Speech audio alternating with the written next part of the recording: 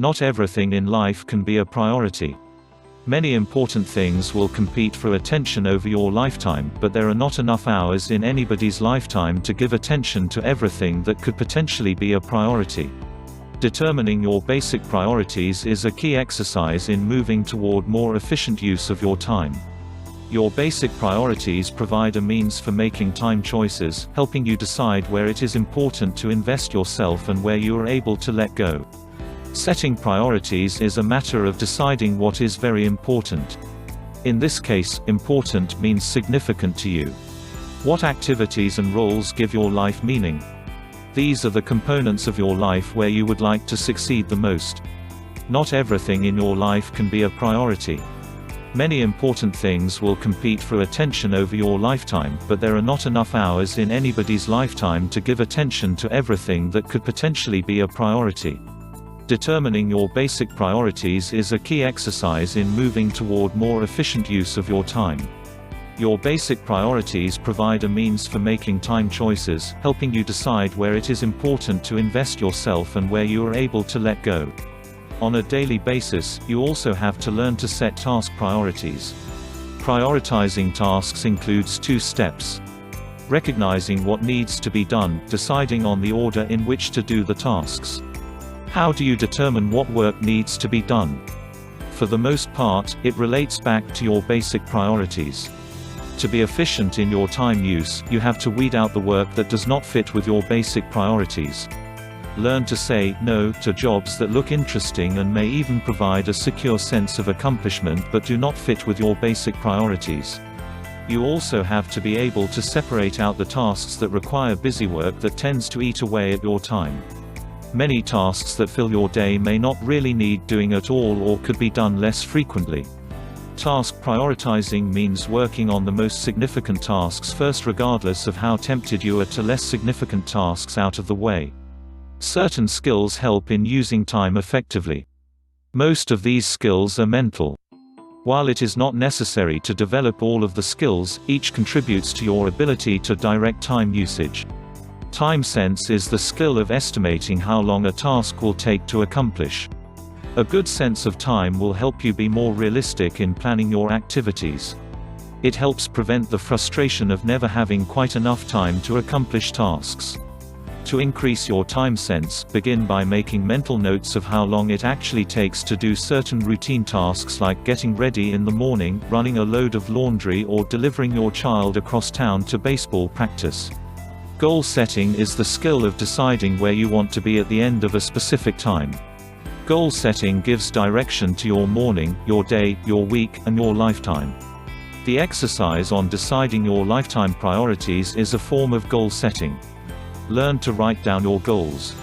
If you are like most people, goals are just wishes until you write them down. Keep your goals specific, as in, weed the flower beds in front of the house, rather than, work on the yard. Keep your goals realistic or you will continually be frustrated by a sense of failure. Standard shifting is adjusting your standards as circumstances change. Your standards are what you use to judge whether something is good enough, clean enough, pretty enough, done well enough. Perfectionists have very high, rigid standards, and they have trouble adjusting to the changing demands or circumstances of their life. Develop the ability to shift standards so you can be satisfied with less than perfect when your time demands are high, instead of feeling as if you are somehow falling short. Time planning is outlining ahead of time the work you need to be done in a specific period. Sometimes time planning is as simple as writing out a to-do list to ease your mind from holding on to too much detail. At particularly stressful times, the to-do list may expand to include a more specific calendar of when tasks will be done. While a detailed time schedule can be too confining to use all of the time, it is a good way to take the pressure off at exceptionally demanding times. Recognizing procrastination is a skill in itself because procrastinators can do an incredible job of hiding their procrastination from themselves. Procrastination is needlessly postponing decisions or actions. You might disguise the procrastination response with an excuse like waiting for inspiration, or needing a large block of time to concentrate with your full attention, or need more information before tackling a project.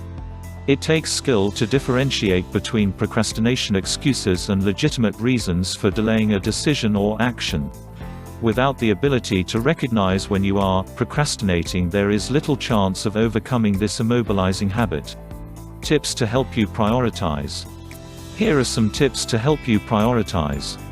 It is important to use these tips on a regular basis to help remain focused. Each of these techniques can help you in getting closer to your goal of becoming more effective with your time. Each of these techniques can help you in getting closer to your goal of becoming more effective with your time.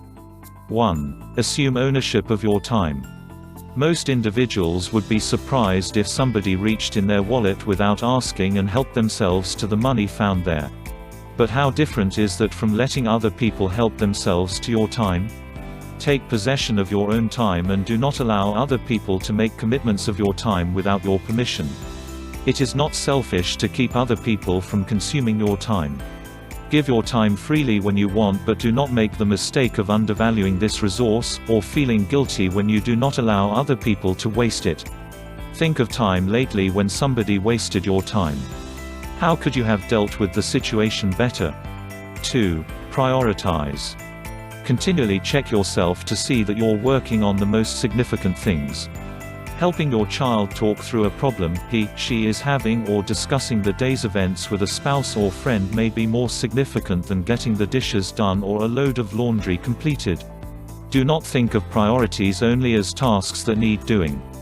As you remind yourself to direct yourself to the most important tasks first, you will find yourself letting go of tasks that really did not need to be done in the first place. 3. Learn to say no. It is not that saying the word is so difficult. It's more the feeling of guilt that many women experience as soon as they use the word. Try centering on the significant things that will be done because you used that two-letter word to decline something which was not a part of your priorities. Considering your past week, what are some things you should have said no to? 4. Protect your blocks. Think of your day as numerous large blocks of time, with the blocks divided by natural interruptions. Where you have control, keep your blocks whole, scheduling appointments and meetings, running errands at the beginning or end of a block instead of in the middle. Having an appointment in the middle of a block leaves little time at either end to tackle a major piece of work. Keeping your blocks of time as big as possible gives you a feeling of having more time that is available. 5. Delegate. There is that D word. Delegating means assigning the responsibility for a task to somebody else. That signifies you no longer have to do the task, nor do you have to remind somebody else to do it. Being able to delegate some tasks is a way of freeing up some of your time for the jobs that only you are able to do. As somebody else learns to do a job, do not be tempted to take over if they are not doing it quite right. You have to learn that done may be good enough. 6. Think in terms of buying time. There's an intimate relationship between time and money, where one can often be substituted for the other. The more hectic your schedule, the more reasonable it is to buy time by selecting goods and services that save you from investing time. Paying somebody to mow your yard or transport your kids to baseball practice are examples of purchasing time. What are some of the additional ways you are able to or do buy some time? 7. Learn to work with your biological clock. People have a peak time of day when their energy is at its highest and concentration at its best. Determine which time of day is your peak performance time and plan your work accordingly. Keep meetings and routine tasks for other parts of the day when you have the choice. What part of the day is best for you to do a task that takes real concentration? 8. Break down big jobs into manageable pieces. One of the sources of procrastination is that some tasks can seem too overwhelming to even begin. Learn to break down a large task into manageable pieces and then begin with a piece you know you can handle. The most challenging step in major undertakings is often the first one. Besides, you will have a greater sense of satisfaction as you complete each individual portion of the task, and this can keep you motivated to the end. Think of a major task you have ahead of you. How could you break it down into manageable pieces? 9. Work on overcoming procrastination. Once you recognize that you are procrastinating, the next step is to begin overcoming this time-wasting habit. In addition, procrastination is a habit, a habitual way of dealing with tasks you find distasteful or that make you fearful of failure. When you see that you are procrastinating, make an appointment with yourself to take the first step toward completing the task. Determine exactly what that first step will be and then set a specific time in the near future to begin the work. 10. Reward yourself. Celebrate when a major task is completed or a major challenge is met. One of the problems with a hectic life is that you can be so busy that you fail to notice the completion of a major piece of work. You just move on to the next job without celebrating your previous success. This failure leads to focusing on what is still left undone instead of enjoying what has already been accomplished. Set up a reward system for yourself that serves as both a motivator to get certain difficult tasks done and an acknowledgement that you are making effective use of your time. Be it a bubble bath, 2 chapters in your new book, or a phone call to a friend, acknowledge your accomplishment by rewarding yourself.